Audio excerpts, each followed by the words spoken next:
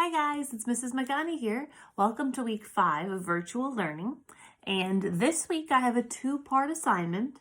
And the first part is easier. The second part is actually creating, okay? So last week I asked you to find cardboard. I was referring to something like this, okay? It could be the top of a box that you might cut off with permission. It could be something like an Amazon box that maybe you were going to recycle. Maybe it's just something you've saved. If you can't find one, you will technically have until Friday to get one.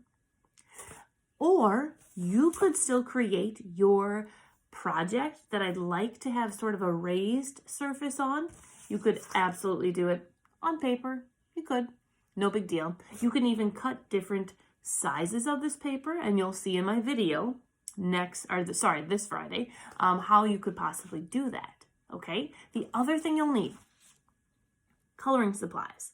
Now, I used paint. You do not need to do that. You could easily come up with crayon or Sharpie. You could do the black line, even with pencil and like a marker. That could work too. Maybe you've got some fancy supplies and maybe you just have something simple, and I am totally fine with that. Worst case, you could still create this project watching my video, but doing it on Seesaw.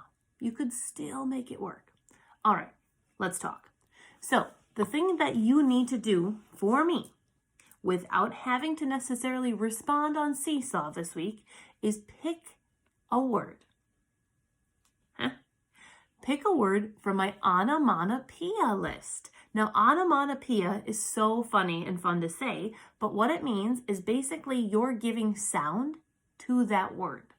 For instance, moo. It almost sounds exactly like the word is.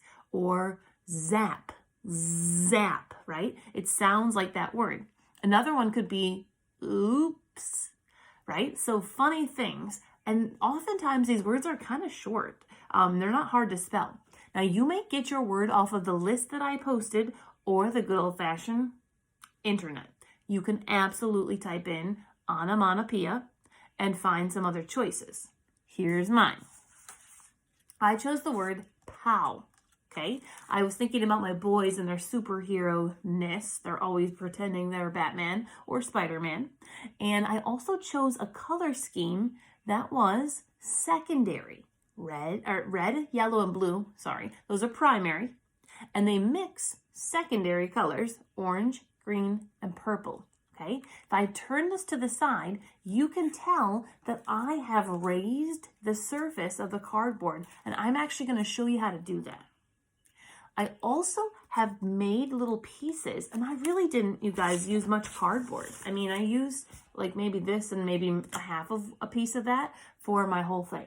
So you can make these varying sizes, and you could even hang this up if you wanted. Again, you don't have to be like Mrs. Magana, but what I'm looking for your final design, and I will show you, I don't want you doing this yet, is the fact of what colors that you might think about using, the design and the detail. So this is actually a form of pop art, and we'll talk about that too.